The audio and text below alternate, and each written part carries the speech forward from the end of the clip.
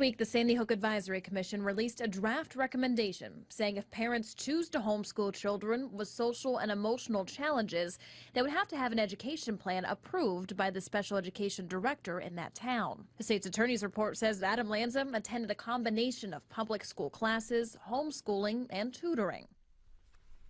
There's a growing number of parents here in America who have absolutely no doubt they and only they are the best people to educate their children. They will not send them to public or private schools for a myriad of reasons. And they will claim their kids are smarter, more well prepared for life, and are not exposed to negative elements that come with public school education. The government and many experts do not agree, saying these kids are not receiving the proper education and are perhaps even socially deficient when not interacting with other kids. All right, let's dig in. Welcome to MidPoint, the associate editor of City Journal in Manhattan, yet he lives in Connecticut, where he and his wife homeschool their children, Matthew Hennessey, and a writer, blogger, and Iowa mom who happens to jot down her thoughts on the blog The Real Moms of Eastern Iowa and her own website, Lyz Lenz. Thank you both for joining us today. Thank you. Matt, let me come to you first, because this all started with the Sandy Hook Advisory Commission, who basically looked at what happened with Adam Lanza and decided that his homeschooling and a number of things that went on there was part of the problem. What's the biggest issue that you have then, not only with the commission, but with what the government is trying to say, that at least we need to watch the kids and make sure they're learning properly? Well, the governor of Connecticut, Dan Malloy, set up this commission shortly after that tragedy in Newtown in January of 2013 and asked them to look into the causes of it and to come up with some solutions to prevent it from happening again, which everyone would obviously like there not to be another Newtown. Last year they issued a report which talked about school safety and emergency planning and gun control. And then just a week or two ago, they issued some draft recommendations that specifically mentioned homeschooling. They think that if you want to homeschool your child and your child has emotional, social, or behavioral issues, that you need to bring the child in and give them a psychological evaluation once a year. The problem... All right, now let's stop there for a second. What is the problem with that in your instance? Because they're saying that there's a risk in not addressing the social and emotional learning needs of homeschooled children. What's wrong with that?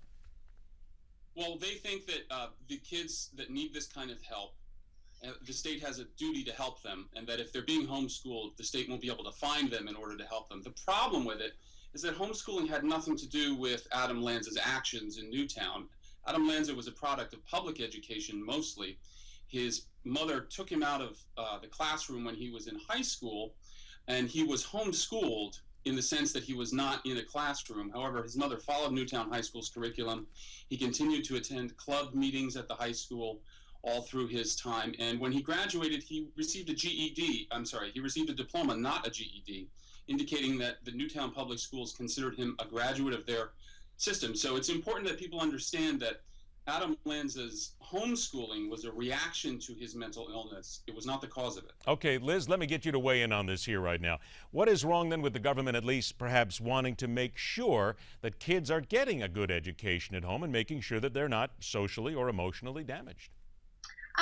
Actually, one thing, I am a product of a homeschool education, so I come at it with that perspective as well. And I read Mr. Hennessey's op-ed, and I don't disagree that homeschooling had absolutely no bearing on the Adam Lanza case, but I do think that the best homeschooling instances happen when there is cooperation between the state and families, because it is important that children are given a proper education and prepared for the real world. And I've had, and this is anecdotal, it hasn't really been studied, but I've had a lot of friends go to college, go into the workforce after being in very closed homeschool settings, and have had a lot of failures and a lot of missteps that could have been avoided if there had just been better preparation. So you're okay then with at least a little government oversight, you say would be a good thing? Right, because I think that one of the things that is important to a viable democracy is an educated public, and I think the government needs to make sure that kids are getting a good education. All right, now we've got both of you on record here on the sides of this, and there seems to be something here that we're discussing here, and that's regarding the governmental oversight here, which seems to be the biggest discourse. So I tell you what, we're going to take a break, come back now that we know where we stand. After the break, are there really any provable negative effects to schooling your kids at home? And what about the government oversight issue? What's wrong with them at least making sure that kids are well educated?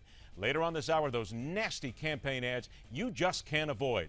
And apparently, according to the numbers and the people who get elected every single year, every single time, you fall for them every single time. That and so much more coming up right here on MidPoint, where every day we question everything.